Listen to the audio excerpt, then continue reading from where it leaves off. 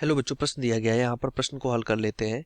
निम्नलिखित बारंबारता बंटन का मानक विचलन ज्ञात कीजिए। ठीक है, हमें यहाँ बारंबारता बंटन का मानक विचलन ज्ञात करना है। वर्ग अंतराल है 5 से 7, 7 से 9, 9 से 11, 11 से 13, 13 से 15। बारंबारता दी गई है 16, 13, 10, 6, 5। ठीक है, तो आइए प्रश्न को हल करने से पहले यहाँ पे प्रश्न की मुख्य अवधारणा देख लेते हैं। मुख्य अवधारणा। तो इस प्रश्न से संबंधित जो इसकी मुख्य अवधारणा बनती है उसमें हमें ज्ञात करना है मानक विचलन। तो मानक विचलन का सूत्र देख लेते हैं। तो मानक विचलन इक्वल टू होता है समेशन, ठीक, ये होता है समेशन एफ अंडर रूट के अंदर समेशन एफ डी स्क्वायर बटे में समेशन एफ और माइनस समेशन एफ डी बटे का समेशन एफ का वर्ग।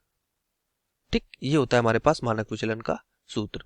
अब यहां पर अगर देखें तो डी इक्वल टू होता है x माइनस ए, जहाँ ए हमारे पास क्या होता है, कल्पित माध्य होता है। ठीक है, तो यहाँ से अब अगर हम यहाँ पर सारणी बना लेते हैं, सारणी पहले बना लेंगे। तो यहाँ पे हमें वर्ग अंतराल जो दिया गया उसकी बात कर ले। वो हमें दिया गया है 5 से 7, फिर 7 से 9, 9 से 11, 11 से 13, 13 से 15। ठीक, ये वर्ग अंतराल हमें दिया गया है। और अगर f बारंबारता की बात कर लें तो ये हमें कितना दिया गया है, 16, 13, 10, 6, 5। ये हमें यहाँ पर f बारंबारता दी गई है। तो यहाँ से x अगर निकाले तो निम्न सीमा और उच्च सीमा डिवाइड बाई 2 कर देंगे। तो 7 5 12 बटे 2 6, फिर 8, 11 और 9 20 बटे 10, तो ये आ जाएगा फिर 12, फिर आ जाएगा ये 14। तो अगर कल्पित माध्य की बात करें तो बीच वाले मान को हम कल्पित माध्य ले लेते हैं। तो इसको 10 को हम क्या मान लेते हैं, a मान लेते हैं। ठीक, अब हम निकालते हैं d equal to x minus a. तो ये आ जाएगा -4, -2, ये आ जाएगा 0, फिर आ जाएगा 2 और फिर आ जाएगा 4।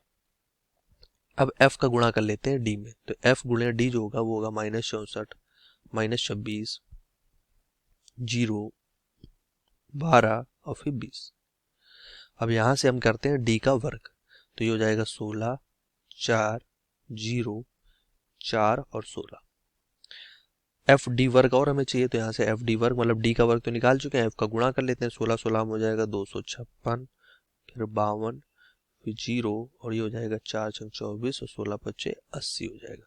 ठीक है, अब यहाँ से अगर देखें तो समेशन एफ बारंबारताओं का योग कितना है, यहाँ पे समेशन एफ कितना है, ये समेशन एफ का जो मान है हमारे पास बारंबारताओं का योग, ये माइनस, यहाँ से अगर देखें तो 16, 13, 10, 6, 5 को जोड़ देंगे तो ये 50 आ जाएगा।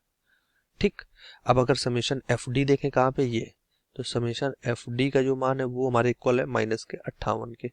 ठीक, और समेशन एफ डी स्क्वायर ये हमारे पास जो इक्वल है, इसकी अगर हम बात करें तो ये 412 के इक्वल है। हमें क्या चाहिए, हमें चाहिए मानक विचलन। तो मानक विचलन का सूत्र हमने पीछे लिखा, उसी में डाटा रखते हैं सारा। तो ये हो जाएगा मानक विचलन इक्वल टू वर्गमूल के अंदर समेशन एफ डी स्क्वायर, ये 412 निकाला है, 412 रखोगे बटे में ये 50 से 50 रख दो, माइनस ये -58 है, 58 हो जाएगा बटे में 50 और इसका वर्ग हो जाएगा। तो यहाँ से इसका मान जो है हमारे पास मानक विचलन का मान हल करने पर 2.62 आ जाता है। यही प्रश्न का उत्तर होगा कि यहाँ पर जो मानक विचलन रहने वाला है वो 2.62 रहने वाला है। तो आशा करते हैं प्रश्न का उत्तर आपको समझ में आया होगा।